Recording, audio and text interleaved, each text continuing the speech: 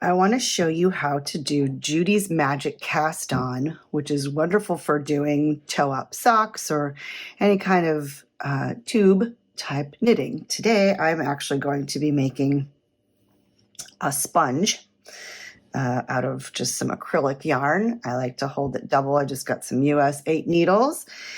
And let's just get started. So Judy's Magic Cast On starts off very similarly in your hands like the long tail. The only difference is that the tail is not going to come off your thumb. It's going to come off your forefinger. But I have it on my thumb right now just because I'm going to drape it over my needle, and then I'm just going to throw that tail to the back. That way then I know for sure. I don't need a lot of yarn for this particular project, so I don't have a huge tail, but use your tail accordingly like you would for long tail as far as how much yarn you need. Now you're going to hold your other needle you've got on a cable. You've got your set of needles. So you're going to, the one that you already wrapped is your top needle, the one furthest away from you. Your top finger is going to wrap the bottom needle and your thumb is going to wrap the top needle. So it's top, bottom, bottom, top. So we already have the top needle wrapped, so we don't have to do that again. So the bottom, the yarn coming off of your forefinger is going to come around the bottom of the bottom needle and in between the two needles. Excuse me. And then you're going to take your thumb yarn and you're going to slip that in between your two needles and go over the top of the top. So you're always kind of coming from underneath the two needles. For the bottom needle, you're coming from with your forefinger. For the top needle, you're coming wrapping with your thumb. So underneath the bottom needle and in between with your forefinger yarn, and underneath the top needle between the two needles and over the top of the top needle with your thumb. Once you start going, it gets pretty rhythmic. It's pretty easy, swoop, swoop. So top, bottom, bottom, top, top, bottom, bottom, top, top, bottom, bottom, top. But you're actually going to go bottom, top, top, bottom, because that's going to be your ending because you already wrapped your first one. So you're going to end with your bottom needle. I want to count how many stitches I've got now. I've got 2, 4, 6, 8, 10, 12, 14, 16, 18. So 19, 20, 21, 22, 23, 24, 25, 26, 27, 28. Actually, I'm going to do 28 today.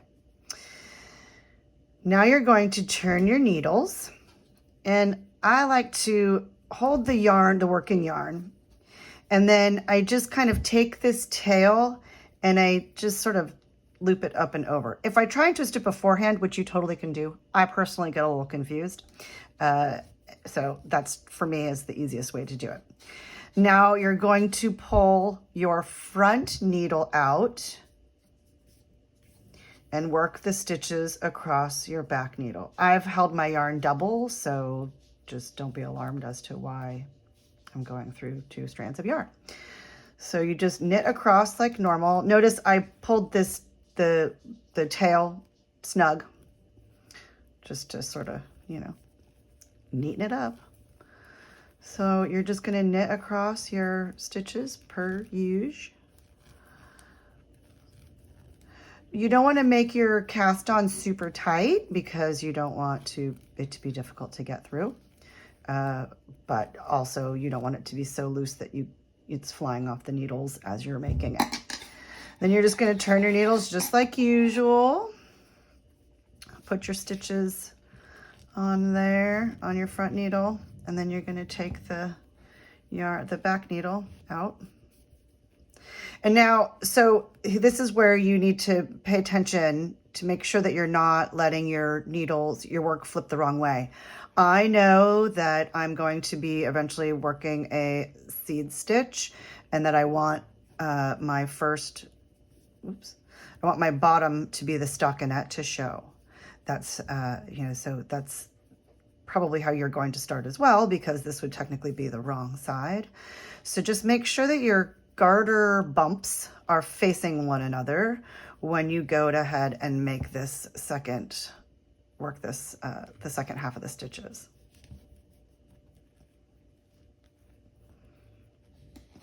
Because you're working, now off of a cable, it looks like it's really floppy. Don't stress it. It's going to be fine. Just keep working. And don't try and tighten it down. You might make it so that you can't really get through it later when you come back to it. So just keep cruising.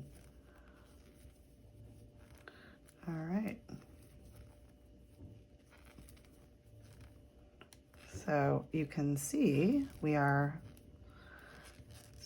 doesn't really look like a tube yet. Maybe it looks more like a mouth. It's inside out though, because remember, this is the inside. So this would be you're gonna just keep working. Oops, get my tail out of the way. Get my working yarn in the right spot, so that when I put these together, you can see, you just keep on going. You're just gonna pop out the back needle and keep working across the front, just like you do when you're working in the round or magic loop on any other thing.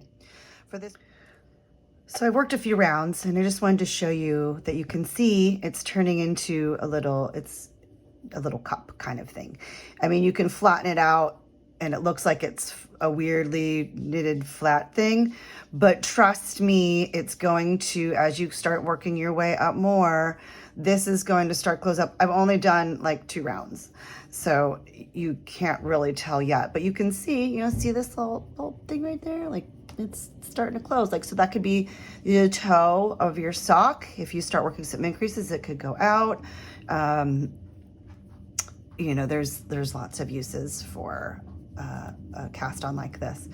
So I hope that you give it a shot if you haven't already. And guess that's it for today. Happy knitting.